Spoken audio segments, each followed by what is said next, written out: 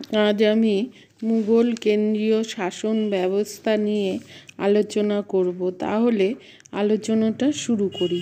মুঘল শাসন ব্যবস্থাকে যদি বহু থামওয়ালা একটি ইমারত রূপে কল্পনা করা হয়, তার শীর্ষে গম্বুজ রূপে ছিলেন স্বয়ং পাতশাহ। বাবরের আমল থেকে মুঘল সম্রাটরা পাতশাহ উপাধি নেন। এর ফলে দরবারের অভিজাতদের বহু উচ্চে সম্রাটের মর্যাদা স্থাপিত হয়।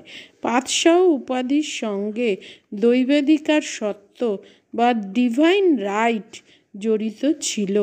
পাতশাহ ছিলেন সাম্রাজ্যের সার্বভৌম ক্ষমতার উৎস। সামরিক, অসামরিক, আইন, বিচার, প্রশাসনিক সকল প্রকার ক্ষমতার তিনিই ছিলেন একমাত্র আধার। তার নির্দেশেই এই সকল বিভাগের কাজ চলত। যে কোনো অভিজাত কর্মচারী পদোন্নতি বা পতন তারই ইচ্ছায় ঘটত। পাতশাহ নিজেকে ঈশ্বরের খলিফা বা প্রতিভু বলে দাবি করতেন।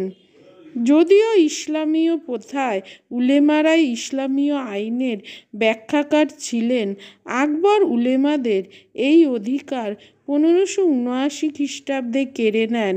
তিনি আইনের চূড়ান্ত ব্যাখ্যাকারের অধিকার দাবি করেন।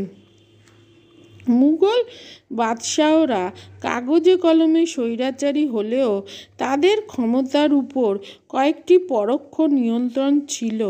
সেগুলি কি? 1.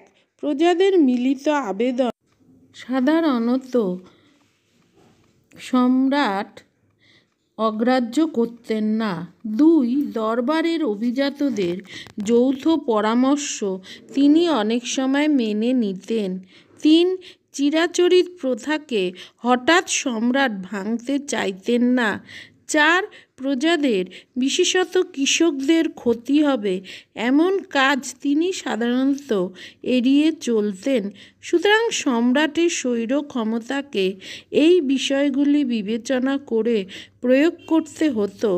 একমাত্র আওরঙ্গজেব ছিলেন ব্যতিক্রম।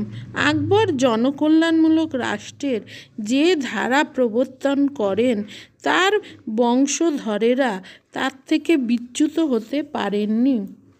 কেন্দ্রের প্রশাসন চালাবার জন্য 4 মন্ত্রীকে মুঘল শাসনতান্ত্রিক প্রাসাদের 4টি থাম হিসাবে নিয়োগ করা হয়। এরা ছিলেন যথাক্রমে 1. ভকিল বা প্রধানমন্ত্রী, 2. উজির বা দেওয়ান বা রাজস্ব মন্ত্রী, 3. মীর বখশি বা সামরিক বিভাগের ভারপ্রাপ্ত মন্ত্রী, 4. সদর উস সুদুর বা ধর্মীয় ও দাতব্য মন্ত্রী এবং প্রধান কাজী বা বিচারক। বৈরাম খাঁ ছিলেন প্রথম ভকিল। তিনি সম্রাটের প্রতিনিধি হিসাবে বিশেষ ক্ষমতা ভোগ করতেন। বৈরাম খাঁর পতনের পর আকবর ভকিলের পদে আর কাউকেও নিযুক্ত করেননি। তিনি নিজেই নিজের প্রধানমন্ত্রীর কাজ করতেন। ভকিলের পদবীর গুরুত্ব এর ফলে কমে যায়।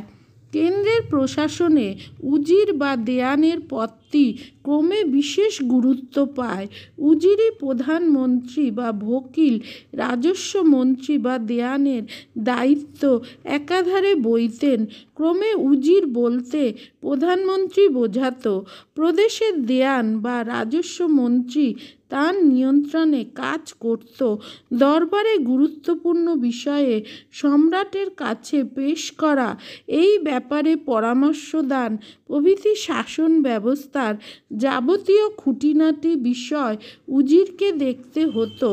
রাজ্যের আয় ব্যয়ের তদারকি তাকে করতে হতো। মীর বখশি ছিলেন প্রধানত সেনাদলের বেতন প্রভৃতি প্রদানের দায়িত্ব ভারপ্রাপ্ত কর্মচারী। সেনাদলের সেনা ও কর্মচারী নিয়োগ, মনসবদারের তালিকা তৈরি, যুদ্ধের সময় প্রতি মনসবদারের যে সংখ্যক সেনা পাঠানো দরকার তার তালিকা, সেনার আসল হাজিরা তালিকা, অন্যান্য উচ্চ কর্মচারীদের তালিকা তিনিই তৈরি করতেন এবং তাদের কাজকর্মের তদারকি তিনিই করতেন। সদর ও সুদূর ছিলেন প্রধান কাজী, বিচার বিভাগের পরিচালনা, প্রাদেশিক কাজীদের নিয়োগ, দাতব্য ও ধর্মীয় বিভাগ পরিচালনা এবং শরীয়ত সম্পর্কে সম্রাটকে পরামর্শ দান তার কাজ ছিল। এছাড়া মীর সামান রাজ পরিবারের সকল কিছু প্রয়োজনীয় উপকরণ সরবরাহ করতেন। মীর মঞ্জি রাজধানীতে সেনাদলকে কুচকাওয়াজ করাতেন। মীর অতীশ ছিলেন গোলন্দাজ বাহিনীর প্রধান, তাকে দারোগা-ই তোপখানা বলা হতো। মীর বহর নদীপথে সম্রাট ও সেনাদলের যাত্রার জন্য নৌকার ব্যবস্থা করতেন। দারোগা-ই ডাকচৌকি, সংবাদ আদান প্রদান বিভাগ চালাতেন। মীর মাল ছিলেন সম্রাটের শিলমোহরের রক্ষক। মুস্তাফি ছিলেন হিসাব পরীক্ষক। মীর মুশাররফ ছিলেন রাজস্ব সচিব। ওয়াকিয়া নবীস ছিলেন কেরানি ও সংবাদ লেখক। মুহতাসির ছিলেন জনসাধারণের নীতি রক্ষার দায়িত্বপ্রাপ্ত কর্মচারী। ইনি শরীয়তি নিয়ম যাতে পালিত হয় তা দেখতেন।